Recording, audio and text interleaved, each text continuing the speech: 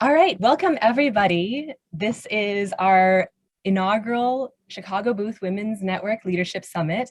And this is our fourth event of the series. So if you go to the Chicago Booth Women's Network, you'll get to see the full lineup, and we'll go ahead and post that link later on as well in case anyone has time. All the sessions so far are on Thursdays around the same time, although a few of them have different time zones. So please take a look. There are 2 more exciting sessions to come at the end of May. So that will be an added surprise for anybody who follows up on the website. But today's session is really about finding opportunities in this current situation. So I would like to first introduce our guest speaker, Blair Martin. She is a consultant based in Spencer Stuart's Stamford office and a core member of the firm's technology, media, telecom, and services practice. She's an expert in business and info services and has conducted more than 100 searches for chief executive officers and chief revenue officers, as well as their direct reports.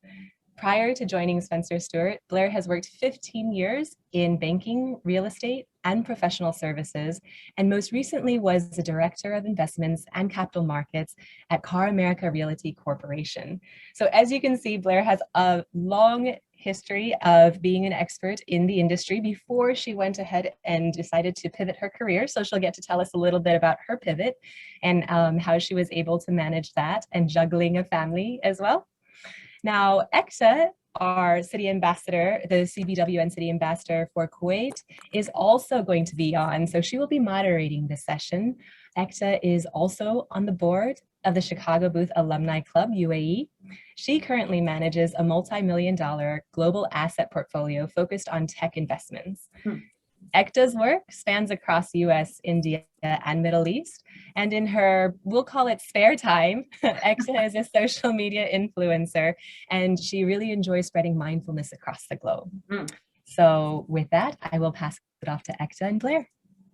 Thank you so much, Vicky. Thank you so much. And wow, what an impressive speaker profile do we have? So once again, welcome, Blair. And even though we have a lot of questions planned for you, but to begin with, I want to say that this successful transition over your career and over different profiles, would you, before we even get into questions, would you throw a light on your core areas of functions, so all the audience here gets an insight? So now that you're recruiting, what are the areas that you focus on within that as well? Yeah, thanks, Ekta, and absolutely. So I've been with Spencer Stuart now almost 11 years, and when I started, I was building on my area of expertise in financial services, and then sort of evolved into business and professional services. In part, there was just sort of maybe more opportunity to do more work there. And then I think I was most attracted to business and information services. This happened over the last, let's say, 6-7 years. Would you call it IT? Well, it's more, I mean, this is like working with Bloomberg or S&P Global, and then other information services companies, consumer market research, actually an interesting private point of sale company. And honestly, I got very intrigued with the business strategies. Some of these were large public companies, but others were private equity backed, maybe recently spun out. And my work has sort of evolved. I have done a lot of work in general management roles, CEO and chief revenue officer or head of sales, but I've also been involved in, product related roles, customer service. I will say that, our model at Spencer Stuart is to try and develop an expertise, both industry, but also in certain executive profiles. So I've sort of gravitated over time to probably more of the pure GM and sales leaders, but I do touch a number of different things. And that's exciting. So it kind of makes my day always interesting, and love the people I get to meet. That just gives an impression that you've seen it all. Yeah, no, I have seen a lot of different things. Yeah. Okay. It leads me to an important question, particularly because we are in this, I wouldn't use the word difficult times, but I would rather say interesting times, wherein for many people, things have been particularly challenging. Some are taking breaks, some are forced to take breaks, some are rethinking their careers. And here you are, who has the rather access or understanding of the dynamics of the opportunities, where the opportunities are, and that's what our session is about. So if you have to talk about where do you see trends, where do you see more opportunities, where is it that we should be focusing, would you have some insight on that point? Sure. And I think it's true. I think the economy and the job market has been through a huge transition in the last 18 months. Partly we were on a good growth trajectory before we headed into COVID. Then we had COVID, and I will say, I think everybody thought about this time last year, oh my gosh, hold your hat, because this is going to be really awful. And we started to see stabilization in a lot of our clients by June, July, and by August things were starting to pick up. I would say momentum really built in the fall, and then honestly now it's incredibly busy. I will say where we see the most activity, it's been pretty consistent around technology, which, as I said, is sort of my area of expertise. And we've seen a lot of companies who benefited from the move to work from home. Security services companies in technology, as an example, have been through the roof because everybody needed to lock down their network as they had all their employees move home. And even with the manufacturers of hardware, there was such a run on everybody buying monitors and computers to, again, outfit folks. It was interesting too, even in like consumer market research, where I'd recently placed a CEO, and I checked in with him last June, and he said, surprisingly, we are going gangbusters on COVID. And I think it was the amount of purchasing of consumer goods, whether it was all the toilet paper and paper towels that we talk about, but he was doing market research for those large firms that had been, kind of in the doldrums. And that, I think if you had an interesting value proposition, you could do well. It has been much slower in some of the service related areas, particularly around hospitality and travel. Though, it's really interesting. I would say there's been enough business cycles where astute leaders and investors realize, when things are tough, like that's the time to double down, go get great talent who's sitting on the sidelines where their business maybe isn't growing and, they're thinking about a change, or this is the time to, if we're already going to take a lot of earnings related charges, like let's redo our IT platform or whatever it is. And so we see, I would add on to that because I invest a lot in tech related companies, and funds as well, and startups as well. So anything that had the potential or have the potential to go digital, I think that's the place to look at. And everybody right now who's looking at opportunities, definitely check out all the media, technology, anything that you see has been digitized, particularly in last 1 year. Because there has been surge of a lot of new companies, and all of them need people at all levels. So definitely check out that. People can also check out a lot of remote opportunities which never existed before. Right. There are visa restrictions, this, that, forget visa restrictions, work remote, whatever role you want to apply, look into that, right? It's a great point, Ekta. And we've seen, honestly, I mean, like on geography, and this is maybe an important point for folks who are thinking about how to position themselves. There are certain companies who, for whatever reason, their business model may not lend itself, or their culture isn't as strong in a remote model. But we have seen the last year really prove out that a lot of people can be quite effective working remotely. If you do go that path, you'd want to make sure that you're really assessing long-term how you get integrated into a business. But that part's great. And I think, I told somebody the other day, one of your best opportunities if you're looking for a new job and you're not quite sure is to get into a company that's really growing. Because if companies are growing, you have much more chance for advancement and mobility. And that's where, even if you don't possibilities of switching within the same entity. Exactly. And then you have the choice to actually figure out what you really want. And that experience would be helpful in your next move. Like sometimes you have to take 2 stops. Let's just look at it like that, right? Well, in that case, is there, what is the general timeline that you see, and in terms of you starting to look for a role, and the person actually joining. Yeah. Is that a standard timeline, and if so, has there been any change pre-COVID, post-COVID? Are you hiring faster than before, or has it gone slow? What is happening? Yeah, interestingly, I would say over the course of COVID, I would say recruiting cadences have probably accelerated because people have gotten much more comfortable doing more things on Zoom. And I would say people now are starting to try and schedule for a finalist, see if they can meet somebody in person, just with more vaccinations being available and greater confidence. The more senior you are, the longer it's going to take to find a job, just because there are fewer things, you're more specialized, so I think, if you're looking for a C-level position, it could take you a year. If you're more junior and also more flexible, I would say 3 months is probably sort of an average timeline. And again, it also depends on, how much work you're putting into it, and also just the dynamics of your marketplace. When you say how much work you are putting into it, so what is the work that we're talking about? Generally, it's like we all are well-educated people here. So generally we go, one is, keep reviewing or modifying your CV all the time. Try to see how you can make it relevant to the role, of course. Then we look, generally, I'm talking about somebody non-recruiting background, right? We look at LinkedIn profiles and try to see what are the roles matching. And then these are also the portals that we usually explore, LinkedIn jobs, or anything specific to the country if you're looking at. What else would you recommend in terms of looking out for opportunities?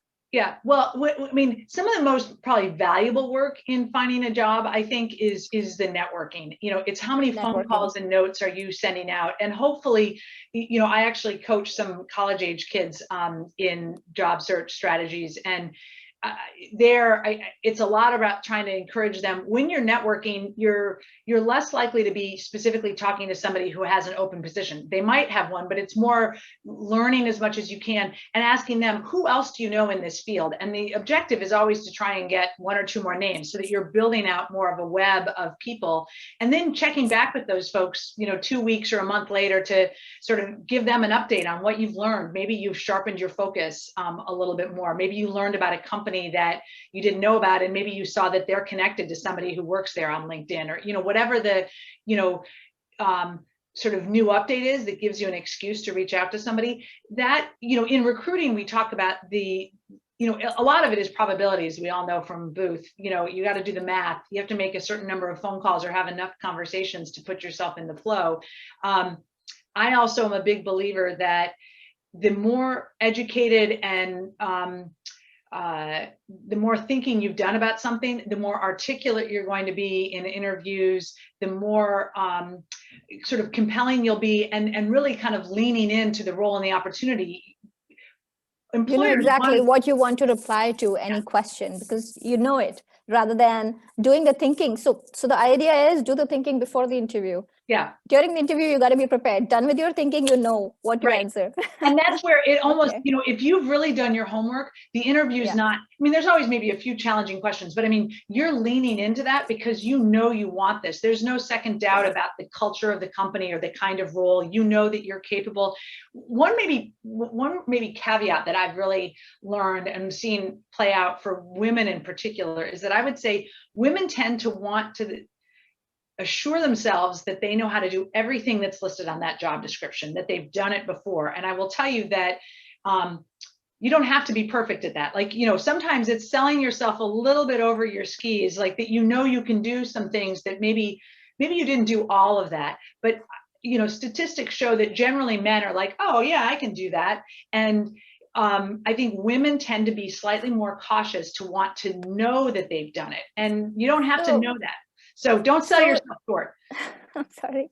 So if you're applying for a job, okay, and let's say there are a few things which are not relevant to what I'm doing, or for example, same thing what you're saying, not 100% relevant, maybe 60, maybe 70. We know men would go even if it is 40 or 50, and we would be like, I'm not getting passed through the filter. So if that's the mindset, what is the solution to that? Yes, practically we are saying, no, go ahead and apply. But to increase the chances that you go through the filter, do you recommend that we might want to see that what kind of keywords we may want to include, or what is closest to it, which could reflect on those kind of skill sets? Absolutely. I think when there's a job that includes some scope that maybe you haven't had fully, a lot of it is educating yourself fully. What does that mean? And maybe also finding out for sure that that's, you know, a small percentage of the job rather than the whole job, just so that you don't end up maybe in a job you really don't like.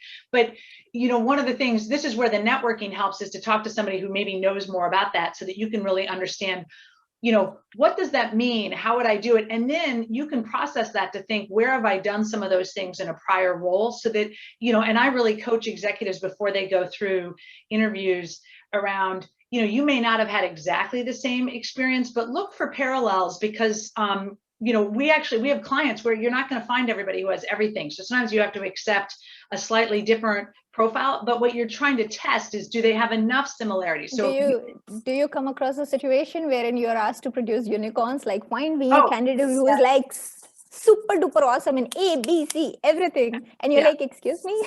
Yeah, absolutely. And so that's why, as much as we have to educate our clients on the fact that they sometimes have to give on certain experience or aspects of, you know, where somebody's going to be, or even compensation, you know, you're going to have to pay more than you thought because the market's moved or something. Similarly, for individuals, you know, adapt and put your best foot forward.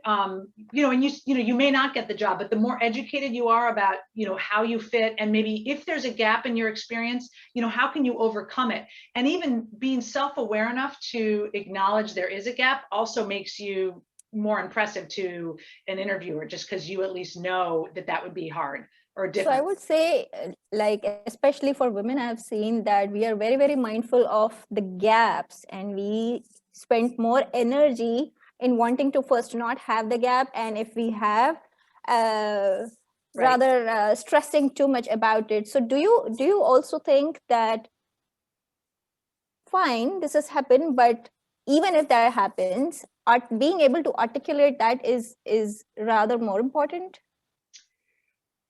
Yeah, I wasn't sure exactly what you meant by just if something happened. So for somebody took a maternity break, or for family reasons, for whatever reasons, had an issue with the boss, took a break, whatever. Your break could be for whatever reasons. But when you're going for your next interview, how are you navigating? How are you explaining the situation? How are you articulating is more important than that event itself. Absolutely. And you know, this is again one of the other reasons why the more conversations you have where you tell your story, you will learn how to tell it in a way that you don't get tripped up when somebody later asks you, you know, what happened with your boss, and maybe it was a really awkward, bad situation.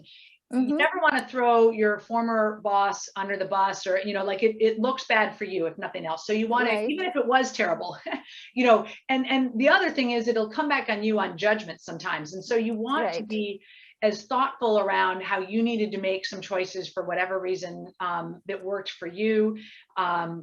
It's helpful if you can come up with a learning, you know, what did you learn from that? Was that, you know, a point of weakness?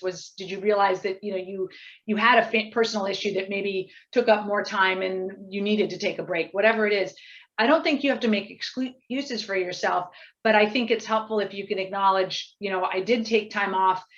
As an example, if you're a woman who's taken some time off, I think one of the hurdles, honestly, and it's not necessarily fair, but it's true, is people want to know, are you ready to come back to work? And are you going to work? Are you ready to work more than 40 hours a week? Or how will you balance that? And I think you have to be, again, sort of self-aware enough to have put some thought into how are you going to manage it? You know, they can't ask you, like, do you have childcare, things like that. But I think you can talk about how you've managed that before, what's different now than maybe 2 years ago when you needed to take the time off, or, you know, whatever the incident was. And so what would you recommend here? People, like, especially when we are into very challenging roles, you call it investment banking, consulting are the typical roles where we see more number of hours, a lot of travels now, well, barring COVID, people. And so when we are into that kind of fast moving environment, demanding roles, and then if you are considering either taking a break, or let's say you have taken a break for your kid or whatever, and you're saying self-aware and having a lot of clarity about what exactly you want. What if we don't have a lot of clarity, and how we should move forward? We don't want to just sit and not do something, and what is best that we could do when there isn't a lot of clarity about what I am leaving versus what I'm going for. Right. Well, and sort of this is, sometimes there's transition. I don't know. Did my question make sense? Yeah, no, it does. But I think, I will tell you, it's maybe not an easy answer, because okay.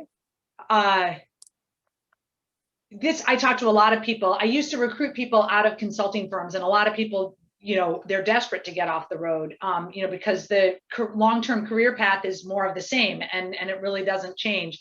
So for people who don't like that, I think it's a very common story to talk about how looking for better balance. To be honest, I wanted to bring this question up because I have literally seen a lot of my colleagues, rather my batchmates, who have been into, and particularly women, if they want to start a family, they are already in big stress, thinking how are even they going to manage the situation, what kind of career path they need to consider, and they're not sure whether they want to completely leave this and go into the industry side, which is more stable, or would they be completely bored? So this is, I'm actually working on a presentation that we're going to do in early June on this topic about working parents. But the head of, I think it was Deloitte, talked about this once, where she was ready to quit. She was pregnant, and she was convinced to stay, and she ended up becoming CEO of the firm later. And I would say the one trend that's been really terrific over the last, well, it's been growing, but the last probably 3 years, it's become incredibly prominent, is, how do we retain women, and all these choices about women leaving and what they've sacrificed. And I would say now is a great time for women to, talk to your mentor, talk to your HR person. These companies do not want you to walk out the door. I have worked for a number of very prominent banks and top tier consulting firms who are desperate to retain their women, and they will go poach them from other places. But it's really hard to poach a woman who, if she's senior now at BCG and they helped her get through her several years or 10 years with kids, she's not leaving. You cannot poach her. Yeah. She's not leaving. Yeah. She is completely dedicated. And I think a number of companies know this. And so I actually really encourage women, you don't want to go cry. Like, it's actually, you don't, and I say figuratively, like, you don't want to go dump your problem in your manager or sponsor's lap. You want to say, like, I can't see my way forward, because my husband travels a lot, or he's got a demanding job, and I'm pregnant, or we want to have kids. But I think if you can come with and he cannot do it on my behalf, I will have to do it. Right. Yes. So, but I think if you can approach it with at least some problem solving, and this is where I think for women, if you can talk to, your classmates, women who are a few years ahead of you, this is, again, even networking, just about like, how do I manage my personal life and my career? Hear how other people did it, to figure out how do you approach your mentor or your HR person to kind of say, I don't know how I do this. Can I move into another area? And if you're good, like, they are going to bend over backwards to keep you. There's so much pressure right now for companies to retain women. They realize it's really expensive to go hire another one who's more junior, that's going to have to be trained. If you're a known quantity, they want to figure out how they retain you. And so leverage that, I guess, is the point. But maybe you have to do a little bit of your own thinking first to try and come with a little bit of a solution of, like, where could you go in your firm where you see a better work-life balance? Or now, like, a lot of firms are letting people work from home a little bit more, which could be more tenable. That comes with its own problems sometimes. But that also brings us to this the point, pivot, right? Yeah. And we have seen that you have very gracefully navigated in your own career path. You have dared to pivot so many times. Yeah. What would you recommend, rather suggest to a lot of people who are in that situation, and pivoting probably would be a solution? Yeah. Well, my own pivot came, partly my company got acquired just as I'd had my third child in a very short window. And I thought that was sort of a great— 3 children. Yeah. 3 children. I'm just highlighting that. Okay. Yeah. And my husband really wanted a fourth, where I knew I was like, I'm never going to get out of the house if we have 4 kids, which honestly, it's not true. There's some very successful women who've had many, and they just do a better job juggling. Okay. but I knew I wanted to keep working, and I actually thought about going back to banking and real estate investing, which, you know, I wanted to be an architect at one point. So, and then the real estate is sort of, it's definitely a passion of mine, and I enjoy it. But as I started talking to more of them again, I realized, like, I don't know that I can do those hours, because on the transactional side, it was so demanding. I thought I'm going to end up with the same, my husband was a banker, I was going to end up with the same crazy, you know, schedule, and he wasn't that happy. And I didn't want that. And honestly, the recruiting, I spent a lot of time thinking about it, because it was a real change from what I thought. And honestly, you changed your industry basically, yeah, right? completely. And honestly, like, I didn't hold HR and recruiting in high regard. I was like, those are usually not very, I mean, again, totally stereotypical. I was not. Did you think about it? Like, did you think that, oh, this is very challenging, and maybe this is relatively better for you at that point in your career, and therefore you target HR? Or well, that's how did you move from this to A to B?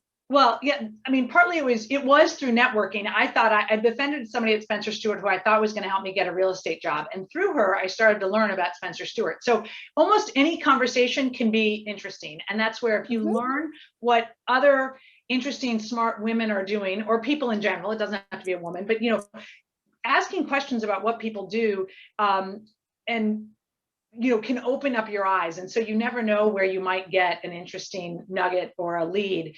And then I kind of ultimately I took a leap of faith, because I was quite concerned about the fact that if I went down this recruiting path, I was never going to go back to investing. And that's kind of true.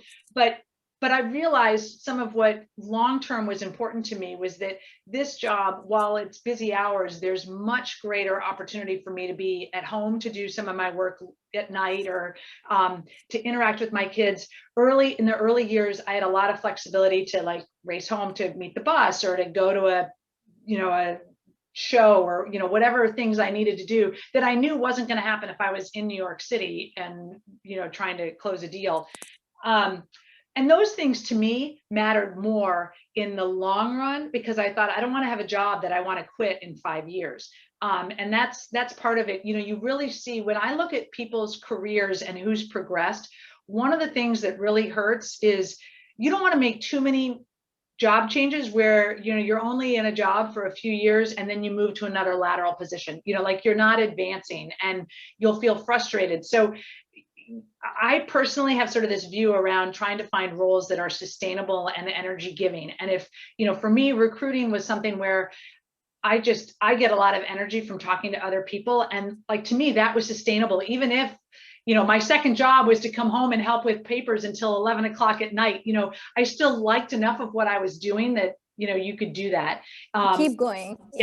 Yeah. And so I think for women, that's part of it, because you will burn out. You know, I still think the studies keep showing that, you know, women still carry the bulk of, you know, home life, children rearing. And so you want to do something that gives you enough energy to keep your own wits about you. While it's hard to find out how you're going to feel after taking the job. So the only option is you take it and you figure out and keep moving. Right. And there are having that short term. Go ahead, please go ahead. Oh, sorry. I was just going to say, there are leaps of faith, but again, back to what, you know, I really think that job search work and even just, it is personal discovery, and it is, you know, it is reflection. You know, it's meeting with people, it's doing your own thinking, and hopefully, I mean, I know I said this to you earlier, you know, whether it was in COVID, I think I had a period of time post leaving my real estate company and then Lehman went bankrupt, and the financial crisis kind of forced me to sit on the sidelines longer. But it forced me to really think about what it was that I wanted. And I think some of that goes back to this point of focus that we had earlier. You know, you may not get to your perfect job in 1 or even 2 steps, because maybe you're learning, but the more introspection you do about what are the things that motivate and excite you, the more likely you are to find the role that really is energized. Aligned with your long-term vision. And aligned. Yes. Yeah. So long-term, whatever goal, vision, milestone, objective that you have, we must have that. And whatever short steps, if they're like with we call it in booth fee, with 5 to 10% standard deviation, it's acceptable. Yeah. Okay, keep moving. Yeah. Okay. You mentioned earlier a point regarding networking. And when I also see a lot of people approaching me, usually I see people approach quite a lot when they actually need something, when they actually need a job. And then the first impression is like, it's not exactly as open between two people who would like to interact. So would you have any insights? What are the best ways to network? And whether there should be, like, if you also think like me, that there has to be some period of building that relationship, then going in for an ask, or could be any sort of help, even if job. I agree. And I would say you will probably find greater receptivity if you've done enough homework to know what it is somebody does, like, so that when you're reaching out to them, there's a real point, you're interested in their company. And again, you're not asking them, are there openings right now? It's, I'm really interested in your company, your segment, or I read what you do on LinkedIn, and I'm really, like, your career path and how you got there is really intriguing to me. And I'd love, also ask for a short amount of time, unless it's somebody but 15 minutes or a half an hour phone call. If it's, I would find, if there's connectivity, like booth alums, I imagine you probably can ask for a little more time. But when the request is specific enough, then I think somebody feels sort of flattered to speak about their experience. They can tell that you've done enough of your homework, that you have a real reason for reaching out to me, not any other person from booth or any recruiter, like, and then I think the other piece around networking is to try and have, a specific, maybe 2 or 3 questions, like, what would you really want to take away from this? And it's like, how did you advance? What experience is critical to move forward? Maybe you want to know more about, like, the work-life balance or compensation for these roles, whatever it is. But I think if you have some specific sort of questions, I think it helps you advance your objectives. It gives somebody a sense, again, of that they're helping you with something concrete, as opposed to just a conversation that'll end and go nowhere. So Blair, just to cut in here, because we got a question that's kind of related to what you're talking about.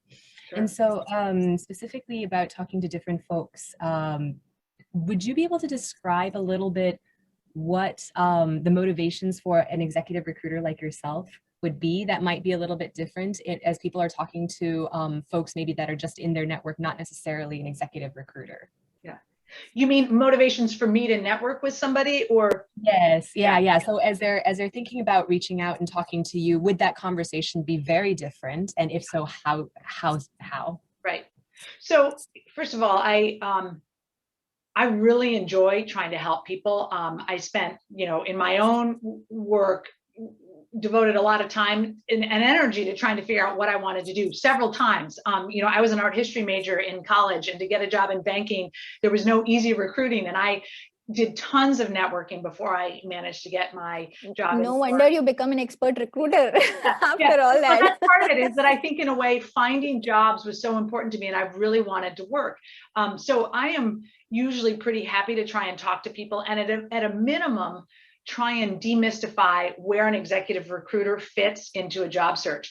And I'm probably more friendly than a lot, because, if you ask a dumb question, I'm going to probably chalk it up to, like, that's okay this time. But it's interesting. Like, so, some of it is understanding what a recruiter does, and maybe just to debunk this for people really quickly, as an example, like, I am at a firm where we do retained search, which means we're going to get paid regardless of whether we place somebody. Now, we might get paid more if we place somebody, but generally I'm motivated for long-term relationships. There are contingency recruiters that probably will spend less time with you unless you're directly relevant for them, because they only get paid if they place somebody. And so those relationships can, not always, but can feel a lot more transactional.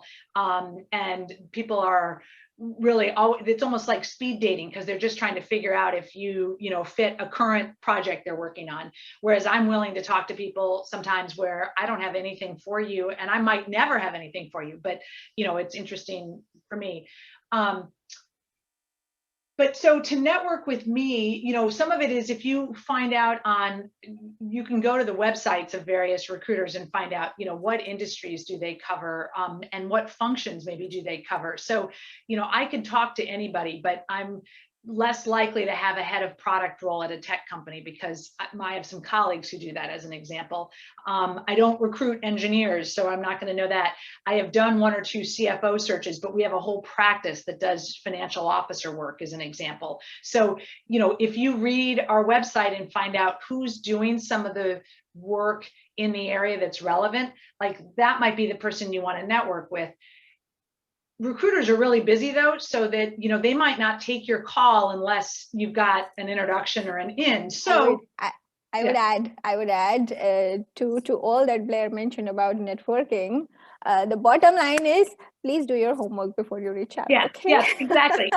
Yeah, thank you. Study about me if you want me to talk to you. So for that matter, if we have to reach out to anybody, it's a good idea to actually take a quick look at their profile, understand, and if you can draw some parallel that, oh, you are doing this, I was thinking about, I am doing something interesting, or I would love to know about this aspect of your career.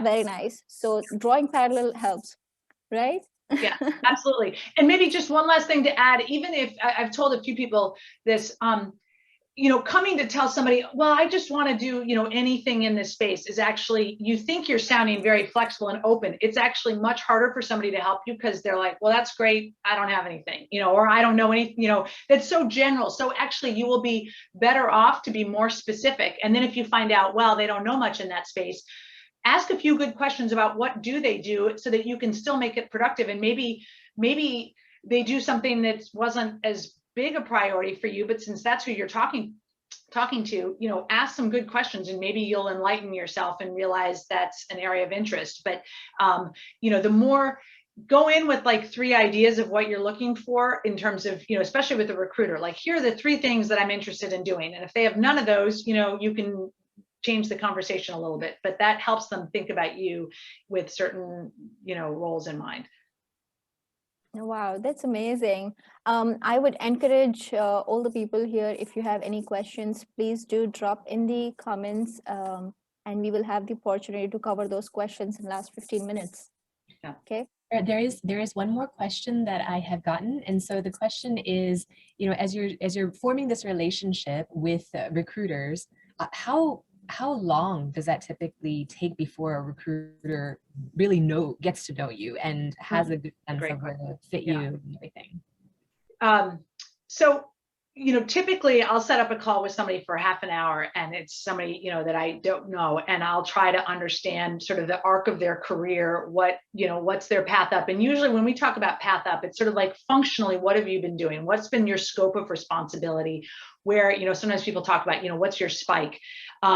Key things that are always helpful is, you know, if you've had people management, if you've managed a P&L or a budget of some sort, that's really important to know. Those things should be on a resume. And, you know, sometimes the recruiter, you know, quickly has an opportunity, but we were talking about this, I think, on a prep call earlier. Women sometimes don't take the call. And the thing is that if a recruiter doesn't know enough about your work, they're never going to be that calibrated to call you 6 months later with the job that actually is relevant. So, you know, you need to, if you can share more about what your career is about, then the next time I can have a better understanding of, you know, what you want to do. I would like to interrupt here. So you mentioned this, that women don't take calls. Yeah. All the women out here, please mention in the comments, do you take calls? Do not take calls as per you? And if as per the recruiter, they feel that we don't take calls, how do we improve that? How do we know? Are you saying people know that this is a recruiter's call and they don't take it? Or what are the ways how we miss that opportunity, basically? You know, and honestly, I think women do what I do, which is that when I'm too busy, you know, I kind of think like, wait a minute, I've got my life just about where I can manage my kids and my job. Like, I don't want to think about taking a new job or hearing about something. So I sometimes don't take the calls either. But the thing is, now I'm worried about all the missed calls in my phone. Well, but I mean, you know, what I guess I'm trying to say, if somebody reaches out to you on LinkedIn, or if, you know, if you are in somebody's database where you get a phone call or an email, people have reached out to you for a reason. Like you've shown up on their research because you have certain characteristics. So at a minimum, ask how you showed up on their, what made them reach out to you? What did they like about your background? But the reason why I think it's important for women to take these calls periodically is, like, even if you're not looking, it's always helpful to understand what's in the market. What could you be doing? Back to that, what's your opportunity cost for staying in your current job? Maybe there's much better opportunities that you haven't realized, and their comp's better. A lot of times women can improve their compensation, well, anybody can, by moving jobs. And if women stay in places longer, almost by definition, your comp is going to be less because you haven't had the bumps of getting recruited.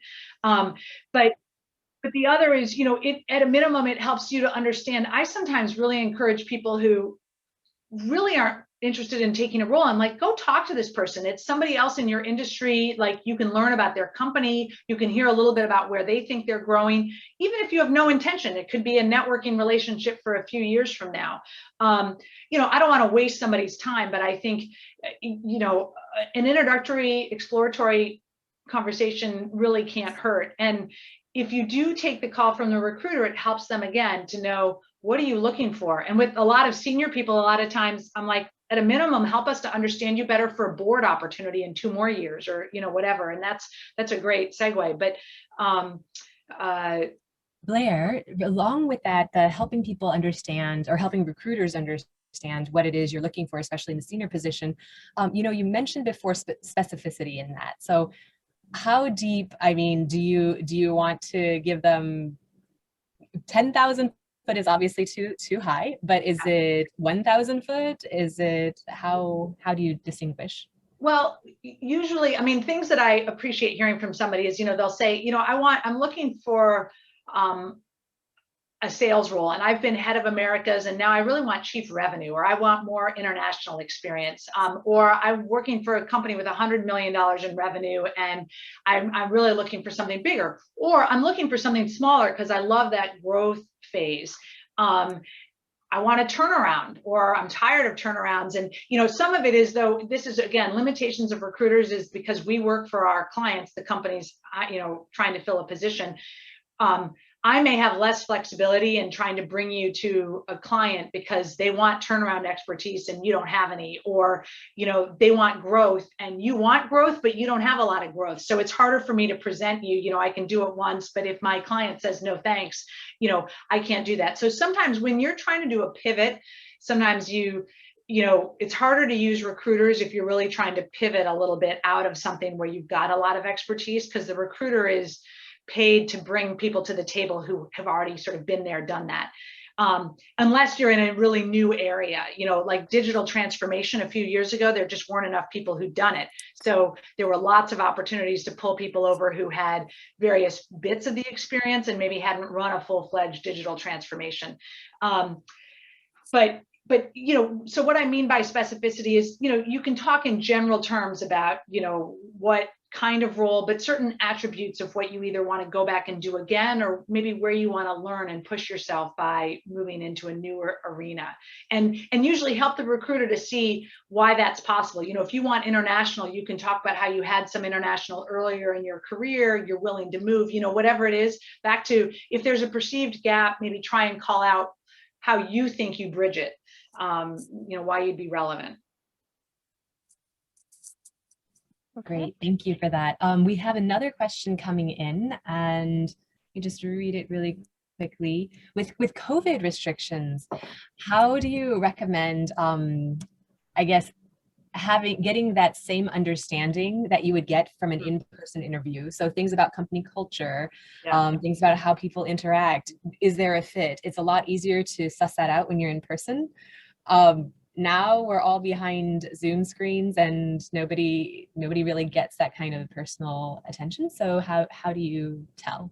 That's a great question, and really important. And we have lots of candidates, and even clients too, who really get nervous at the end. And I've had a number of CEO searches where they've had to meet the CEO in person. They'll usually fly somebody to meet someplace. But first off, I think distinguish yourself by asking those questions, because it shows a real recognition and engagement in the fact, like, how am I going to fit in? How do I onboard? You know, what are the pitfalls? And you can even ask the recruiter or the hiring manager, you know, who's been recruited in the last 6-9 months? Like, what were the challenges? How'd you help onboard them? How has your company brought people together over the last, you know, year? What's worked? How have you guys adjusted? What are your plans going forward? You know, so that you understand, like, are they going to stay in a more virtual environment? Are they, you know, whatever those thoughts are. But I think you can ask questions about how the culture has been impacted during COVID and remote work. What are their plans going forward? Who's been hired recently? How did that work? How do you help onboard people? And like, we have a lot of support that we've done for very senior people in onboarding to try and smooth some of that. But it's still like, people are aware of it, but it's still harder. And I think some of that, you know, we haven't even seen the long-term lag. You know, like, if somebody really doesn't get onboarded well, their ability to be productive and probably impactful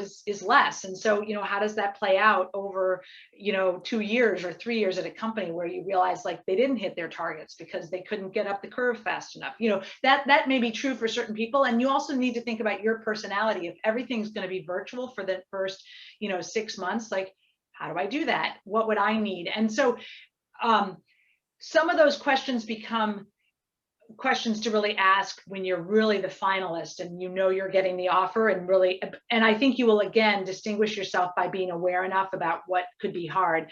But if you're still in the interview process and trying to assess, you know, is this a fit for me, and bringing up some of those topics, probably keep them a little bit more high level around what have they done and what are their plans. And then, you know, maybe again, if you have anybody you know who works at the company, you can try and get some back channel sort of their own experience. And those are good things to do, just to vet it for yourself. Great, thank you for that. Another question that came in that goes back to an earlier point that you made about a lot of companies that you're working for, you see that they want already prior experience for that exact job. But then we talked about pivots and then how to position yourself. So I guess taking a step back is, how do you even get the attention of a recruiter if you're not already showing a resume with those exact things? Yeah, no, that's a great point. So one bit of advice I have for people who pivot is, you know, I've seen this on a number of different resumes where people write their resume, you know, with the lens of where they've been working. And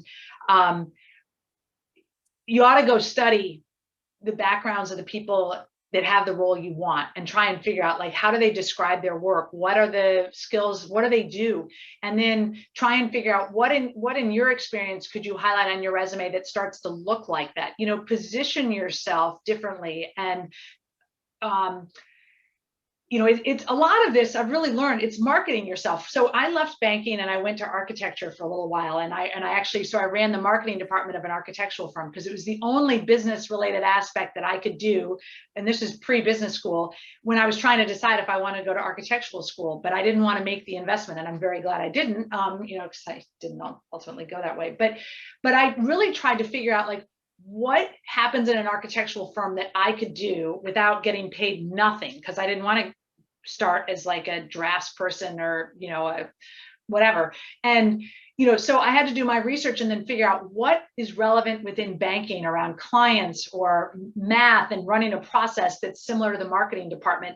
And that's how I pivoted myself when I finally got some interviews. And they also were looking for somebody who was just able to be, you know, smart and proactive and do a number of different things.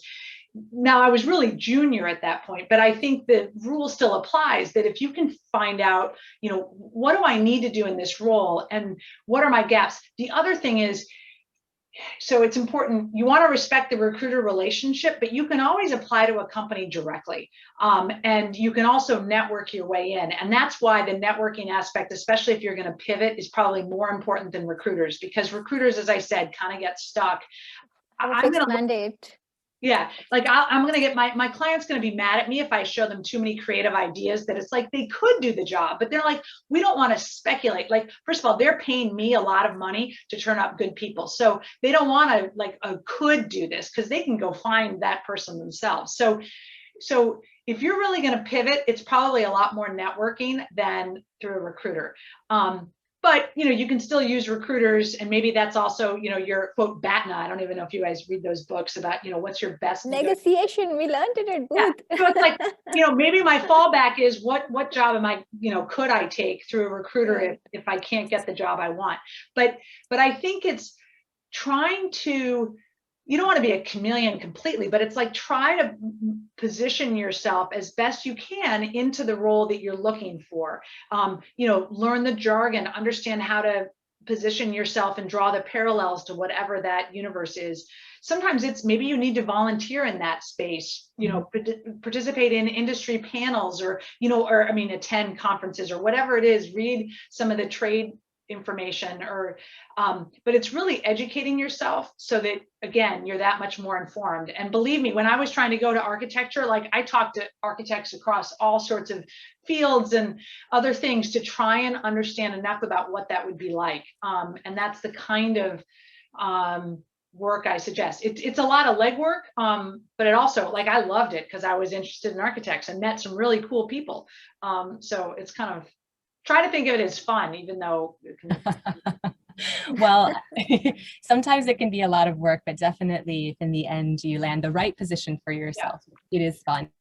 So I'm very happy to hear that you, oh, go ahead. Just one thing. Right before we started, Blair made a nice statement about energy, proper. What was that? I want you to repeat that for everybody here. Yeah.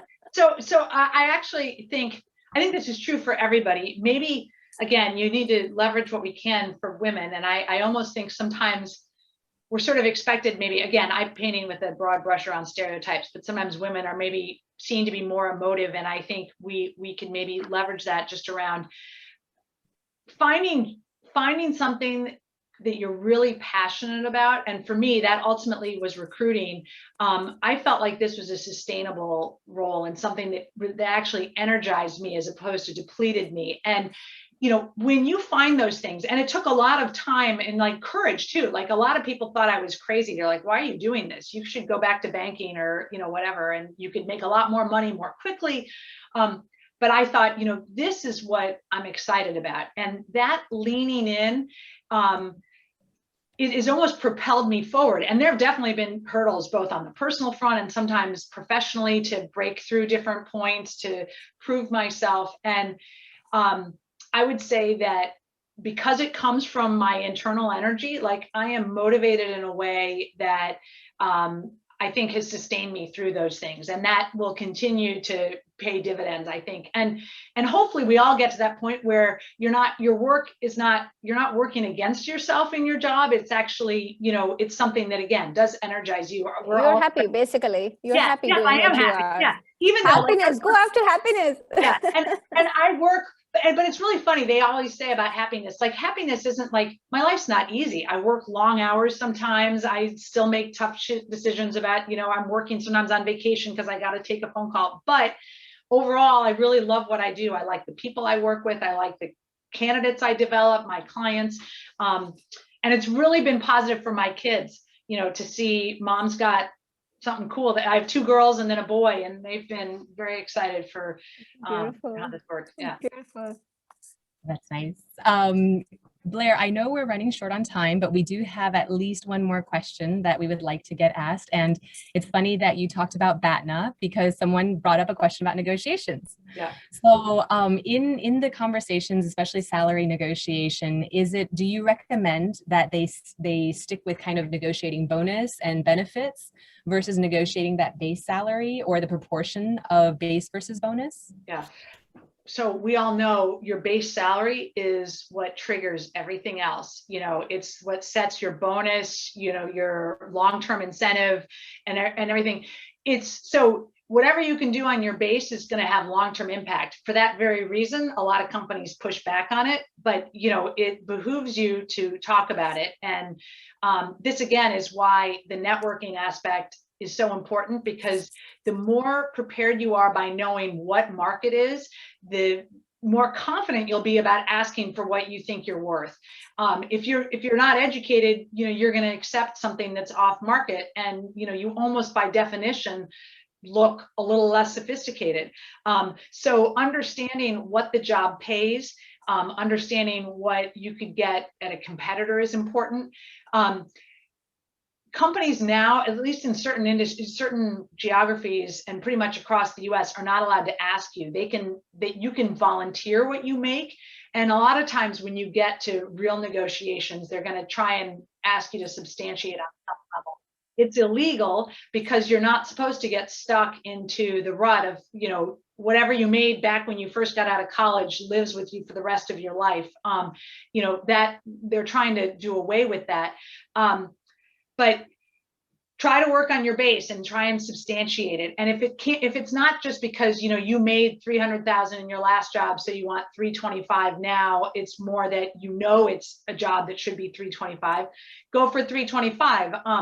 But you kind of want to do that knowing, you want to make sure that you've got some good backup. And, you know, again, working with the recruiter, you should understand like how willing is the company to do this. You know, if they've got two other candidates who they're very interested in, and you're $50,000 above where the other people are, you know, you could lose the job. And people also really notice how you negotiate at the end. You don't want to have a bitter experience going into a new job. So, but that's why it's also important. The more homework you do up front, you shouldn't be getting to a job offer and find out that you're disappointed. You know, like, you should be doing enough work to realize that, like, you're tracking on where you want to be. You vetted that this is going to be a job that pays well enough, or maybe you're willing to take a slight haircut in comp because, you know, there's something about the company that you're really looking for. We also see real trade-offs I do so much work in private equity, and those companies, you know, put a lot more emphasis on equity than on the cash compensation.